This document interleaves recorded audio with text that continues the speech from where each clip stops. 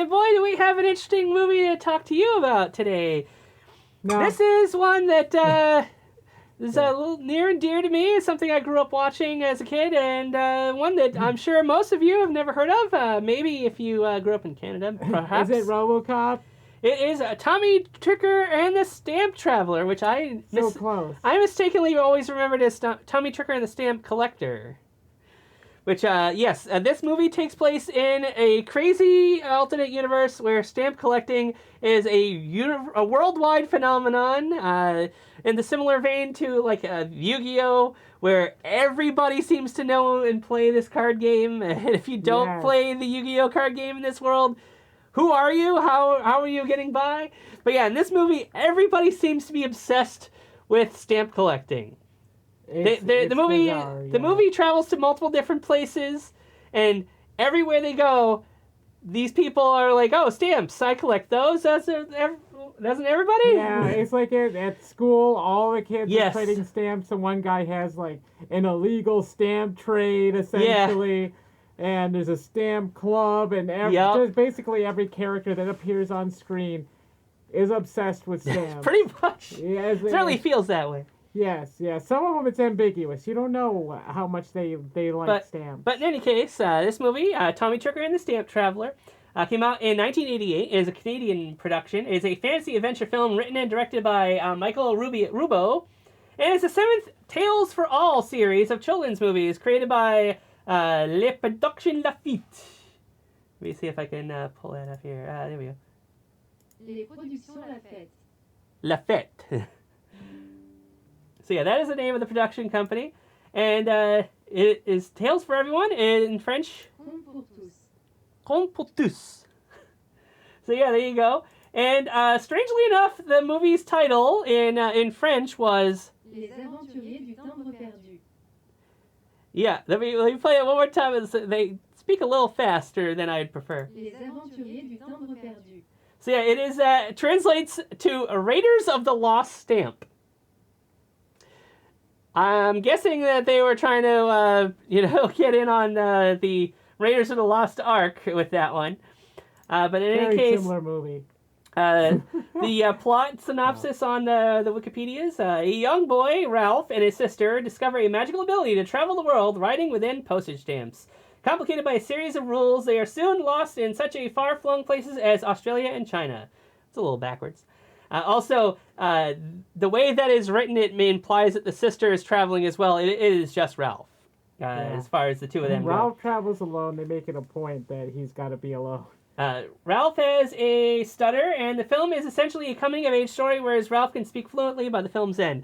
It is one of those things where it is not like a highlighted thing. It's definitely one of those things you can like totally overlook while watching this movie. Having read that, I was like, oh yeah, he did kind of end up losing the stutter by the end of the movie. Inexplicably so. Yeah, seems a little unearned. But in any case, it stars Anthony Rogers as Tommy, Lucas Evans as Ralph, Jill Stanley as Nancy, Andrew Whitehead as Albert, Paul Popowich as Cass, Ron Lee as Bryn James, Han Yun as Mai Ling, Chen Yun Tao as Chen To, Catherine Wright as Cheryl, Ruth Wainwright as the singer. That is like one of the few names in this that actually is kind of well known. They were, I think I said 15 years old. There is a scene where they were having a chase scene through the mall, and they are performing on stage in the mall, singing the song that happens to be in the movie. Yeah, seems to be about the events in the movie somehow. Yeah, he was writing the song in an earlier scene. Saw him like huddled down in the stairwell while everybody was collecting stamps. He was one of the few characters that was really? not. Did I miss this? Yeah, he's like writing the song on a piece of paper. Okay. Earlier in the movie, Neat. and he's like saying lines of the song. Okay, I guess I missed that part, or was it? I guess I just didn't make the connection movie more than you. Ernie Dingo as Dave and Tony Barry as Mad Mike. But yeah, most of those names do not have their own pages, as they did not get a career out of this. But But anyway, it says the film features one of the first appearances by Rufus Wainwright. Wainwright also provides the song "I'm a Runnin'," and his sister Martha Wainwright provides the song "Tommy Come Back" for the soundtrack. Tommy, come back! You can blame it all on me. So yeah, I was wrong. So one of Tommy's catchphrases, which I really enjoyed, was "Ask me no questions and I'll tell you no lies." And keep your hands to yourself. Dun, dun, dun, dun. Okay, I can't do the knuckle cracks with the squeakers. But anyhow, yeah. Oh, yeah, that was his thing. He would crack his knuckles in a particular way.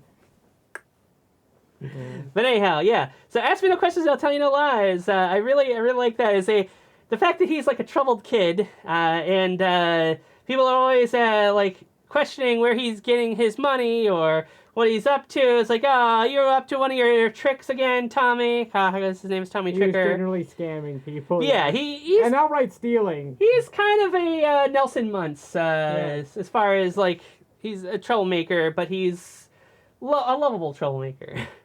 At least as far as he's not irredeemable. Yes, this is accurate. But yeah, just I like the line of ask me no questions, I'll tell you no lies. If you don't ask me anything, I won't lie to you. Right? It makes sense? Yeah, absolutely. It's a good line. But yeah, let's see, what else did I have here? So yeah, so the other movies that were made by the under the Tales for All banner are The Christmas Martian in 1971, The Dog Who Stopped the War, which apparently is one of their bigger ones, in 1984. Probably the most famous one out of these, The Peanut Butter Solution from 1985. Bach and Broccoli from 86. The Young Magician. The Great Land of Small. Tadpole and the Whale. Tommy Tricker and the Stamp Traveler. Summer of the Colt. Bye Bye Red Riding Hood. The Case of the Witch Who Wasn't. Really like that title. Vincent and Me. Reach for the Sky. The Clean Machine. The Flying Sneaker. I think the only one of these, or one of the only ones that got a sequel, was The Return of Tommy Tricker, which apparently the actor who played Tommy actually did come back. This was from 1994, so he was much older by then. But yeah, from what I understand, it is not as good of a movie, and it actually changes some of the details that were at the end of the first movie. I have yet to watch it. I might try to check this one out as well. I believe they're both available on YouTube. Whiskers, Dancing on the Moon, Hathi, The Hidden Fortress, My Little Devil, Regina, Summer with the Ghosts, Daniel and the Superdogs, A Cargo to Africa, The Outlaw League, and from 2023, yes, they are apparently still making these in the series, and is Cocoa Farms. C-O-C-O. Cocoa Farms. So this is, I have no idea how it came to be on American TV. I honestly could not say for certain. It might have been on Nickelodeon. It might have been on, like, Turner Classic Movies. I have no idea. But I saw this movie. My mom may have recorded it on VHS for me. But I watched this several times growing up. And it definitely instilled in me the idea of collecting stamps is cool. And I actually had gotten one of those really cool things they had at the post office where it was all the comic strips. Mm-hmm. I wish I had it with me, but we can cut to a picture of it here. But yeah, it was really, really cool. I kind of wish I had still hung on to it.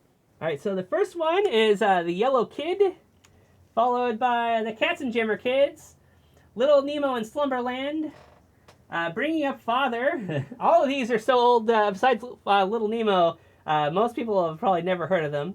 Although The Yellow Kid, I believe, is named after yellow journalism. Crazy Cat, which I believe the Simpsons even referenced there with the parody of Itchy and Scratchy. My favorite of these, Rube Goldberg's inventions. I used to take out a book of Rube Goldberg inventions from the library several times. It was always in like the weird mezzanine section, which like was always like deserted. Nobody went in that area. Tunerville Folks, Gasoline Alley, Barney Google. Hey, Google. Little Orphan Annie. Hey, we're finally getting into ones that people have heard of. Popeye, who will actually be becoming public domain next year. Blondie, that was the first one on there that I actually did read in the comic strips. Dick Tracy, Alley Oop, Nancy. I believe I read the Nancy comic strips. Flash Gordon, Flash, oh. Little Abner, Terry and the Pirates, Prince Valiant, and Barbara Starr, reporter. But yeah, definitely saw Flash Gordon, Barbara Starr, and Dick Tracy show up. Did I say Prince Valiant too? But yeah, those all showed up in the newspapers I used to read growing up, newspaper comics. I mean, but I never read them. They were always the like 1 or 2 panels per week, continuing drama instead of hey, funny joke. I can't remember if I read Dick Tracy or not, but I definitely watched the cartoon show and saw the movie. Oh, collected all the toys. Was that? I didn't know they had a cartoon show of Dick Tracy. Really? All the action figures I had and those magnets on the fridge are from Dick Tracy cartoon show. Oh, arch films and near to wells and better living decorating prison cells. That's the mask. Okay. But anyhow, so what did you think of Tommy Tricker? I thought it was weird. Very, very weird. It was neat when he would transition from going in and out of the stamp because he'd be completely animated. That was really cool, especially for the time it came out. That was pretty amazing if they were able to pull that off and make it look so good. Yeah, and it helped to explain why on the stamp he's drawn and in the real world he's not. I think if they did it nowadays, he would have been live action until he got into the stamp and tons of gratuitous CGI. And this one, they had him fly around the room, and he was very well drawn. And yes. It always played an exact same tune. They beat it to death. Yes. Yes, that music will stick with you. Yeah, and then honestly, it was basically like an episode of either Goosebumps or Tales from the Crypt that just happened to have a good ending. Aww. But it's it could have been a bad ending very easily. Oh yes, they definitely imply that there could have easily been a bad ending. Yeah, some of these characters get stuck in the stamps. That was a little subplot in there. And some people evidently don't get mailed, and they potentially actually died because the mail was destroyed. Actually not. They just live. They are stuck, frozen forever in a stamp. Oh yeah, burned, a stamp that's been burned. Okay, then fair. Then if the stamp is destroyed, then yes, potentially. They shredded a human life because they broke the laws of reality by jumping into a stamp as a cartoon. And also at the end of the movie, the character that's in the stamp comes out. Yeah, it makes no it's completely sense. unexplained. A little spoiler for the end of the movie, but it's one of those nonsensical little moments. Maybe they just didn't know how to end the movie. They wanted to put in one little thing for the kids to I will tell have fun with. That guy was actually still red like he was on the stamp, so he didn't fully acclimate to the real world. Yeah, so that was definitely even weirder. So I don't know. That was definitely a completely inexplicable. Yeah, but the only thing I didn't like though is they spent way too much time with certain camera shots. When he's traveling to other countries, there's these establishing shots, and the very first time we get them, there's a whole lot of nothing. Yeah, nothing's happening. There's no explanation. There's no exposition. It is a very slow movie at times. Yes. I am shocked that I had the attention span to follow this movie. If I was around today watching this, I probably would have been on my phone or something and missed something just because I got bored and lost interest. So yeah, definitely a movie if you want to share with your kids. Make sure they don't have their smart devices or phones or whatever if they have those things, which hopefully they don't. But yeah, nightmares of getting stuck in a stamp. I definitely think this movie is worth checking out, especially if you have kids. You want them to see something wholesome, especially if you're Canadian, like our Canadian friends. If they would have any interest in checking this out, a piece of Canadian history. But yeah, just it's a pretty fun movie, and the fact that it's available for free on YouTube, I think is. It's worth checking out. I wish I could take the movie, put it inside an envelope, stamp it, and then mail it to a paper shredder. Oh. No, it was okay. It was weird. It was really weird. It felt like a PBS movie with a little bit bigger budget. Yes, it definitely had a decent budget for, like we said, they go to China and to Australia, and it especially China feels authentic. I don't know for sure that they filmed in Australia. I didn't check the credits. Yeah. But they definitely filmed in China. Yes, there was a they lot of like B-roll that they used of their trip to China for this movie. Yeah, and it doesn't feel. Some movies will say like, "Oh, yeah, we go to all these locations," and it feels like the movie's just an excuse to go to those locations, and there's no story. That doesn't seem to be true here. It seems to be that it actually does fit the story. And it doesn't feel out of place. So that is one big credit I would give to the movie. The other thing is, it's kind of a shame they didn't. I mean, obviously, it would have cost them more money to go to more places. Yes. But the premise could easily have had them have more detours to other places for various reasons. I think that could have worked. They made a sequel, but the sequel didn't end up being based off of the story too much. Jumps in the stamp, has to go to the bathroom, has to eat, has to sit still for weeks at a time, potentially. Hope he doesn't get lost. Spends eternity trapped inside a one-dimensional world. But yeah, other than a couple of really weird out-of-place scenes in the beginning of the movie, like the snakes, it was a little out of place there. And again, the whole everybody's obsessed with stamps thing. That's probably the most unbelievable aspect. I can believe someone could jump into a stamp more quickly than I can that a whole world of people likes collecting stamps. But yeah, other than that, I feel like the movie, does a great job of being grounded as far as the story goes. As long as you can accept the premise the movie puts on you, you can fully enjoy this movie. Yes. And don't nitpick it as much as I did.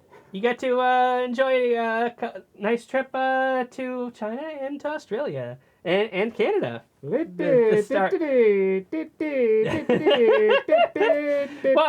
the movie, you'll know what she's getting at here. The music is very catchy. But yeah, definitely worth checking out. The child actors, I think, all did a fairly decent job. Yeah. And it was a good hit. I think it was okay. It was okay. Even the bad ones were like, okay. I've seen worse. And the parents are non-existent in the story. They're in like a couple of scenes. Don't really have too much the plot role. Yeah, and that's about it. There's a couple of scenes that move the plot along, but otherwise it's mostly focusing on these kids. And definitely think you should check this classic movie out. Like I said, it was one that I grew up watching. And if you've actually seen this movie before, I've pointed out to you, let me know. I'd love to find out if more people watch this. And if you happen to remember what channel it aired on, that would be also really cool. Thanks for watching, everybody. And we'll see you on next First Friday. Bye. Bye.